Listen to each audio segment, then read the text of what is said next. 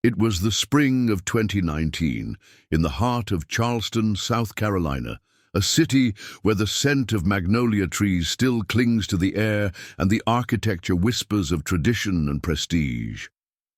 The grand ballroom of the Harrington estate was dressed in gold and ivory, every chandelier dripping with light, every polished surface reflecting the glamour of what promised to be a wedding of the century. Guests moved with champagne glasses in hand, their voices weaving into a chorus of admiration for the wealth and elegance surrounding them. Yet, amid the laughter and glitter, there was one presence that seemed out of place. An elderly man, with calloused hands, his best suit decades out of fashion, sat quietly near the back. His name was Thomas Aldridge, the bride's grandfather. To the eyes of many, he was no more than a relic of a past they wished to forget, a man who had labored in the soil, who smelled of tobacco fields and long days under the sun. He had raised his daughter and, later, supported his granddaughter when life became too heavy for her parents.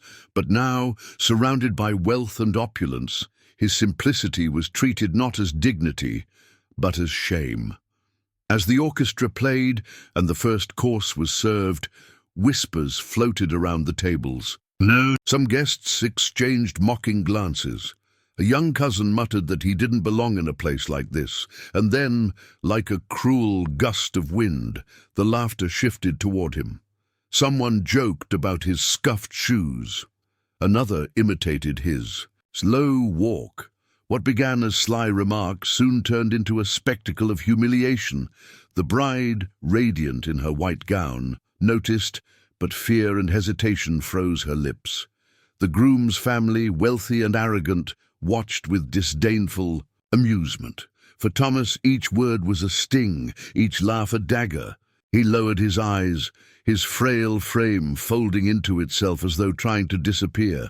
What no one knew, what not a single mocking voice could imagine, was that in the pocket of that old suit lay a folded letter. A letter written years ago, holding a truth that could shatter illusions, expose deception, and alter the course of the very marriage being celebrated that day.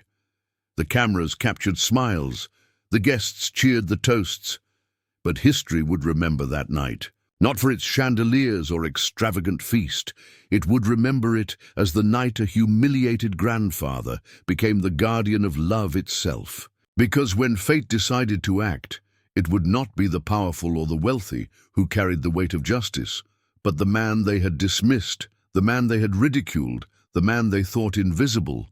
Thomas Aldridge had always been a man of the earth, a man whose worth could never be measured in coin or possessions, but in calluses, quiet sacrifices, and an unwavering sense of duty to his family. Long before the grand chandeliers of the Harrington estate cast their golden light over the city's elite, Thomas's life had been defined by the rough texture of soil pressed into his palms and the steady rhythm of honest work. Born in 1942 in a small rural town outside Charleston, he had grown up in a world where survival depended on resilience, and dignity was often carried silently in the way a man stood tall even when life pressed him down. He married young, a woman named Margaret, who had laughter that could soften even the hardest days.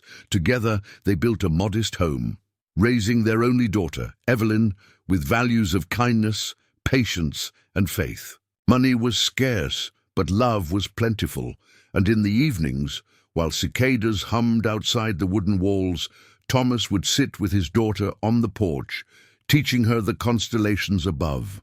He did not offer her jewels or silk, but he gave her something greater, a belief that she was cherished, that her dreams mattered, and that no sacrifice was too heavy if it meant seeing her safe. Years later, Evelyn grew restless with the smallness of their town. She fell in love with the man of the city, drawn by his charm and promises of a grander life. Against Thomas's quiet warnings, she left behind her father's steady presence to build her future in Charleston. In time, her marriage fractured, worn thin by distance, ambition, and betrayal. What remained was her daughter, Claire, who came into the world fragile and bright, needing more love than either parent could give. And it was Thomas, the old farmer with rough hands and quiet eyes, who stepped forward once again. He became more than a grandfather. He became Claire's anchor, raising her through the storms her parents could not weather. The bond between Thomas and Claire was forged in those years of necessity and tenderness. When she was sick, it was Thomas who stayed up through the night with cool cloths and whispered stories. When she cried at the absence of her father, it was Thomas who carried her out to the fields, showing her how the dawn broke even after the darkest night. He never spoke poorly of her parents, never filled her heart with bitterness. Instead, he gave her the gift of resilience and the belief that love was not defined by grand gestures, but by constancy. As Claire grew, she carried within her the dual worlds of her life. The simplicity of her grandfather's home, filled with the smell of wood smoke and fresh bread, and the allure of the city's sophistication that her estranged parents always held out before her. She studied hard, earned scholarships, and made her way into circles of influence that Thomas could never have imagined. By the time she was in her 20s, she had caught the attention of Daniel Harrington, the heir to one of Charleston's wealthiest families. Their courtship was celebrated as a storybook romance, though whispers of doubt occasionally brushed against Thomas's heart. He saw the way Daniel's parents regarded him, with polite smiles that never reached their eyes. He noticed how conversations at the Harrington dinners often silenced when he entered the room, how the questions directed at him were laced with condescension. Yet Thomas never voiced his discomfort. He knew this was Claire's choice, and he wanted her to be happy. But in the solitude of his old home, he often looked at the letter he had kept for so many years, a letter he had promised himself he would only reveal if the moment of truth ever demanded it. The seeds of conflict were sown in quiet gestures, in the way certain relatives of Daniel dismissed Claire's background as though her worth were diminished by the man who had raised her. To them, Thomas was an old embarrassment, a symbol of a lineage they did not wish to acknowledge. Claire, blinded by love and hope for acceptance, brushed off the slights.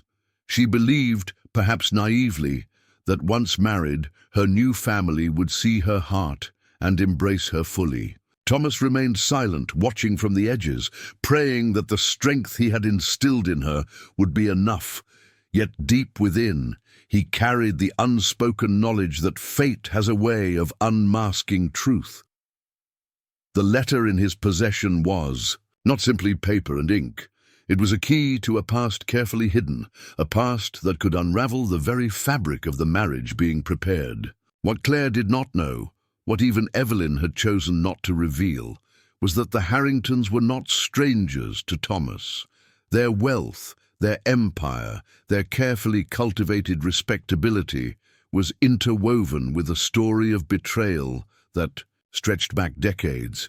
Thomas had witnessed it, endured it, and carried its burden in silence, believing that time would shield his granddaughter from its shadows. But time, as fate often proves, only delays what must one day come to light. The night of the wedding was not just another celebration of love. It was the collision of two worlds, the humble honesty of a man who had lived by his word and the polished deception of a family whose wealth had been built on secrets. And as the laughter of mockery rose around him, Thomas knew that the moment he had long dreaded and perhaps long awaited was finally drawing near. The letter, hidden in his pocket, pulsed like a heartbeat, reminding him that sometimes love cannot be safeguarded without truth, and sometimes the very person deemed unworthy is the one chosen by fate to reveal it. The weeks leading up to the wedding had already foreshadowed what Thomas would endure on that fateful night. Though he had never sought recognition or honor, he began to sense how deeply unwanted his presence had become in the world his granddaughter was about to enter. Invitations to family dinners often reached him late, as though his name had been added reluctantly at the last moment. When he arrived, dressed in the same suit he had worn to church for decades, conversation faltered and eyes shifted away. No one was cruel outright in those moments, but the silence was often louder than words. He had lived long enough to recognize the subtle ways people could make another feel invisible. Claire noticed, but she was caught between love for her grandfather and her determination to belong to Daniel's world. She would smile at Thomas, squeeze his hand under the table, and whisper assurances that none of it mattered. But Thomas could feel the weight on her shoulders.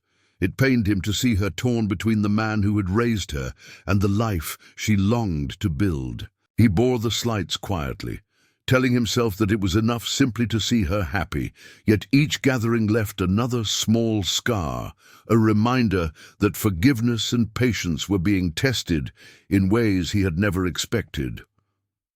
By the time the wedding day arrived, the gap between Thomas and the Harringtons had grown into a chasm. The laughter that mocked him at the reception was not born in an instant. It was the culmination of months, even years, of disdain, carefully disguised beneath polished smiles. That night, as his humiliation unfolded publicly, the fracture became impossible to ignore. Guests who had once offered him polite nods now allowed themselves smirks and chuckles. Younger relatives treated him like an intruder in his granddaughter's story, as though he were a blemish on the perfect picture they wanted to paint. The cruelty of the moment was not just in the words spoken, but in the isolation it created. Thomas, who had once been the center of his granddaughter's small world, now sat in a crowded room, feeling more alone than he had ever felt in his life. The distance between him and those around him was not measured in feet, but in hearts closed against him. He was surrounded by laughter, yet stripped of dignity, left to carry the weight of memories that no one seemed to value. What stung most was the silence of those he had once trusted. Evelyn, his daughter, avoided his eyes, torn between her own shame and her desire to remain in good favor with the Harringtons. She remembered her father's sacrifices, the nights he had worked himself into exhaustion to ensure she never went hungry. But fear held her tongue, fear of what it might mean to stand beside him when everyone else was pushing him away, and Claire, radiant in her gown, froze in place, her heart breaking quietly as she watched her beloved grandfather sink beneath the tide of ridicule. She wanted to speak, but the moment slipped through her fingers, replaced by the pressure of expectations that demanded silence.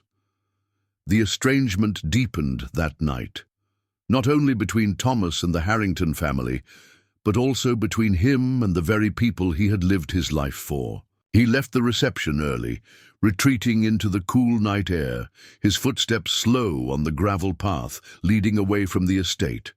Every step echoed with the sound of rejection, every breath heavy with the knowledge that love, once unshakable, he had been pushed to the margins of a glittering world that refused to see him. In the days that followed, his absence was scarcely mentioned. The Harringtons carried on with preparations for the honeymoon, their conversations filled with plans for the future. To them, the wedding had been a success, unmarred by the discomfort of an old man's humiliation. But to Thomas, it had been a breaking point. He spent his evenings alone in the small house that had once been filled with laughter, staring at the letter he kept tucked in a drawer by his bedside. The paper had yellowed with age, but its words remained sharp, as potent as the day they had been written. He wondered if the time had come to speak, to release the truth he had carried like a burden across decades. Questions haunted him in the silence of those nights. Would revealing the truth protect Claire, or would it destroy her dreams? Could love survive the shattering of illusions, or was silence the greater act of kindness? The loneliness of estrangement was not just about being cast aside, it was about standing at the crossroads of whether to intervene or to disappear. Quietly. For Thomas, the answer lingered like a shadow, growing heavier with each passing day. The world around him seemed indifferent, yet fate had already set its course. The humiliation he endured was not the end of his story, but the spark of something larger, something that would soon demand every ounce of courage he had left. The distance between him and his family could not last forever, for destiny had already prepared the moment when silence would break and truth would thunder into the lives of those who had scorned him. It was 2 weeks after the wedding when the silence that had settled over Thomas's life was shattered by a phone call. Claire's voice trembled on the other end, though she tried to mask it with composure. "Something had gone wrong," she said, her words faltering as though she feared what might follow if she admitted the truth aloud. Thomas listened, his heart tightening with each pause, each sigh, until finally she whispered that she had found something, a series of financial documents hidden in Daniel's study. They hinted at deceit, at promises not made in love but in ambition. The revelation struck her like a storm, shaking the very foundation of her marriage before it had even truly begun. That night, Thomas sat at his small wooden table, the letter before him at last. For years he had guarded it, telling himself that timing mattered, the truth must be revealed only when the heart was ready to bear it. Now, fate had placed the decision firmly in his hands. The letter was old, the ink faded, but its contents were clear, a confession written by Daniel's late uncle, admitting to fraud and betrayal tied to the very wealth the Harrington family paraded as their legacy. Worse still, the confession mentioned Evelyn, Thomas's daughter, and how her trust had been exploited in a cruel scheme that left scars hidden beneath the surface of her quiet demeanor. Holding the letter, Thomas felt the weight of decades pressing down on him. He remembered the day it was handed to him, slipped quietly into his palm by a dying man whose conscience refused to remain silent. He remembered the promise he made that day, to keep it until the truth was needed, until justice required it. Now, with Claire's tears still echoing in his ears, he knew the time had come. The next morning, he walked slowly through the streets of Charleston, the letter folded neatly in his pocket. The city moved around him in its usual rhythm. Cars honking, children laughing, church bells tolling in the distance. But for Thomas, the air carried the gravity of destiny. He was not walking toward confrontation out of bitterness, but out of love, the kind of love that refuses to let deceit steal away someone's future. When he arrived at the Harrington estate, preparations for a celebratory brunch were underway. Guests gathered once more, glasses of champagne raised as if nothing had been disturbed since the wedding. Daniel stood at the center, smiling with the ease of a man who believed his secrets would remain buried. But Thomas's entrance shifted the air. Some guests sneered, others whispered, the memory of his humiliation still fresh in their minds. He ignored them all. His eyes sought only Claire, who sat quietly at the edge of the room, her face pale, her hands clenched together in her lap. He approached her gently, placing a weathered hand on her shoulder. She looked up, her eyes wide with a mix of relief and fear. Without a word, he handed her the letter. Her fingers trembled as she unfolded the fragile paper, scanning. The words that revealed what she had not dared to suspect. The color drained from her face as truth replaced the illusions she had clung to. Around her, conversations faltered, a silence spreading like a tide. Daniel moved quickly, trying to intercept, but it was too late. The letter's words had already begun to unravel the facade. Claire stood, her voice breaking as she read aloud portions of the confession, each line slicing through the room like a blade. The crowd listened, stunned, as the grandeur of the Harrington family began to collapse beneath the weight of honesty. For years, they had celebrated their power, their wealth, their influence. But now, before witnesses both friend and stranger, the sins of their past returned, carried by the man they had mocked as worthless. For Thomas, the moment was not one of triumph, but of painful necessity. He did not look at Daniel with hatred, nor at the guests with satisfaction. His gaze remained fixed on his granddaughter, who, though shaken, now stood taller than she ever had. In revealing the truth, he had given her the chance to see clearly, to choose love not built on illusions but on honesty. The room erupted in chaos, shouts, accusations, denials, but within the storm, Claire turned to her grandfather. Her eyes filled with tears, not of shame or pity, but of gratitude. In that instant, she understood the depth of his love. The sacrifices he had carried in silence, the courage it took to bear ridicule only to rise when it mattered most. He was not a burden, not an embarrassment, but the guardian of her truth, the protector of her heart.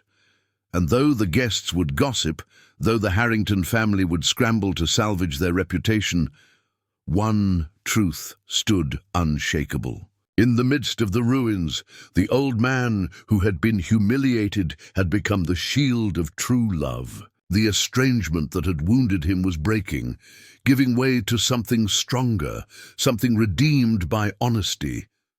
The air inside the estate had turned heavy, charged with the electricity of exposed lies and wounded pride.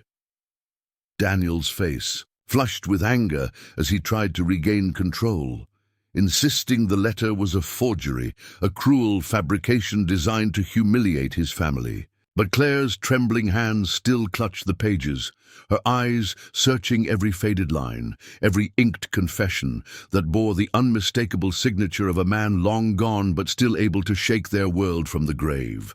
The murmurs around them swelled like waves breaking against a shore until silence finally fell. Not because the truth was accepted, but because everyone knew that no denial could erase what had been read aloud. Claire turned to Daniel, her voice soft at first, a whisper nearly lost in the cavernous room. She asked him if he had known. For a moment, his confident posture faltered. He stammered, his carefully polished words slipping through cracks of guilt. And in that hesitation, Claire saw enough. She had dreamed of a marriage built on trust, on love that could endure. But now she understood that what bound them was not love, but illusion. Her chest tightened, tears spilling freely down her cheeks as she realized the man she had pledged. Herself too was built upon foundations as fragile as glass. She turned instead to her grandfather. The same man she had watched shrink beneath ridicule now stood steady, unshaken, carrying a strength no one else in the room could claim. Claire dropped the letter, letting it fall to the polished floor, and threw her arms around him. Her sobs filled the silence, the sound of years of unspoken gratitude breaking free. Thomas held her close, his rough hands cradling her back, his own eyes brimming with tears he had long held back. He whispered into her hair that she was safe now. That truth, though painful, was always better than a lie. Evelyn, watching from across the room, felt her own shame wash over her. She had stood silent for too long, allowing her father to bear humiliation without her defense. Now, seeing him exalted not by pride, but by truth, she crossed the room and placed her hand on his arm. Her voice cracked as she whispered words she had not spoken in years. "I'm sorry, Dad. I should have been there for you." Thomas looked at his daughter, the years of distance between them stretching like a canyon, and then, with the same gentleness that had carried her through childhood, he nodded. Forgiveness was not spoken in grand declarations, but in the quiet acceptance of a hand held again after so long. The Harringtons, stripped of their certainty, tried to usher guests out, desperate to contain the scandal, yet no one forgot what had been witnessed. The image that lingered was not of wealth undone, but of an old man, once scorned, now embraced as the very heart of strength and love. In that moment, the power of forgiveness eclipsed the bitterness of betrayal. As the chaos subsided, Claire looked into her grandfather's eyes. She asked him, with a voice still trembling but firm, if he could forgive her for not speaking sooner when she saw the way he had been treated. His answer came not in words, but in the way he drew her closer, the way he kissed her forehead with the tenderness of a lifetime. "You never needed to earn my forgiveness," he finally said. "It was always yours." The weight of those words collapsed the walls she had built inside herself. The shame, the hesitation, the guilt, all of it dissolved in the embrace of a love that had endured every storm. Around them, family and strangers alike witnessed something greater than the revelation of a secret. They saw the rebirth of a bond, the triumph of forgiveness, and the undeniable truth that love, when purified by honesty, could withstand even the fiercest of trials.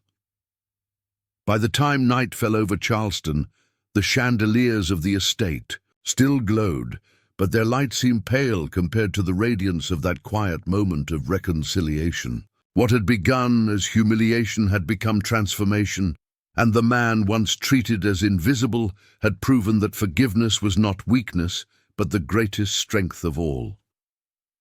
The estate grew quiet after the storm. Guests had departed in scattered whispers, and the glow of the chandeliers no longer held their earlier splendor. What remained was the lingering echo of truth and the tender silence that follows after tears have been shed. Thomas sat with Claire on the veranda, the night air soft and cool against their skin, the fragrance of magnolia drifting through the darkness. For the first time in years, he felt no weight pressing on his chest, no need to hide the letter or carry the burden of silence. The secret was no longer his to bear. Claire leaned her head on his shoulder, her gown wrinkled, her makeup streaked, yet her heart strangely lighter than it had been in months. She had dreamed of a perfect marriage, but perfection had been an illusion. What she was left with was something far greater, the truth that love cannot thrive when built on deceit. She told her grandfather that she now understood what he had always tried to show her in quiet ways, that strength is not about wealth or appearances, but about the courage to remain true when the world tempts you to hide. Evelyn joined them. After a while, her eyes red, but her spirit softer than it had been in years. She apologized again, this time not only for her silence that night, but for all the years when she had chosen distance over gratitude. Thomas listened, and though his heart ached at the memories of their estrangement, he also felt the healing that forgiveness brings. He reminded her that mistakes do not define a person, but the willingness to return, to reconcile, to love again does. For Evelyn, those words opened a door she had long feared was locked. In the days that followed, the Harrington scandal spread quietly but persistently. Daniel retreated into shadows, his image shattered by the revelation of his family's past. Yet for Claire, the collapse of that illusion became the foundation for something new. She chose not bitterness, but freedom. She chose not anger, but gratitude for the man who had protected her heart when she was too blinded to see the danger before her. Thomas returned to his modest home, but he was no longer the humiliated old man sitting quietly at the edge of celebrations. In the eyes of his granddaughter and daughter, he was a guardian, a pillar of love that had stood the test of time. Their visits became frequent, the laughter returning to his small house, the porch once again alive with voices as evening stars lit the sky. What had once been a place of solitude was reborn as a sanctuary of reconciliation. The wedding, that was meant to unite two powerful families, had instead revealed the strength of one humble man. It had shown that love without honesty is fragile, but truth, even when painful, is the only soil where real love can grow. The memory of that night would remain not as a tale of scandal, but as a testament to the enduring power of forgiveness. And so the story closed not with bitterness, but with peace. For the grandfather who had been mocked, the vindication was not in the shame of others, but in the arms of his granddaughter, who finally saw him for who he was, the protector of her heart and the guardian of true love. The lesson lingered, like the final note of a hymn, soft, steady, unforgettable. Forgiveness, Thomas had shown, liberates not only the one who receives it, but also the one who gives it. It is the bridge across silence, the hand that pulls us from estrangement, the light that endures when all else fades.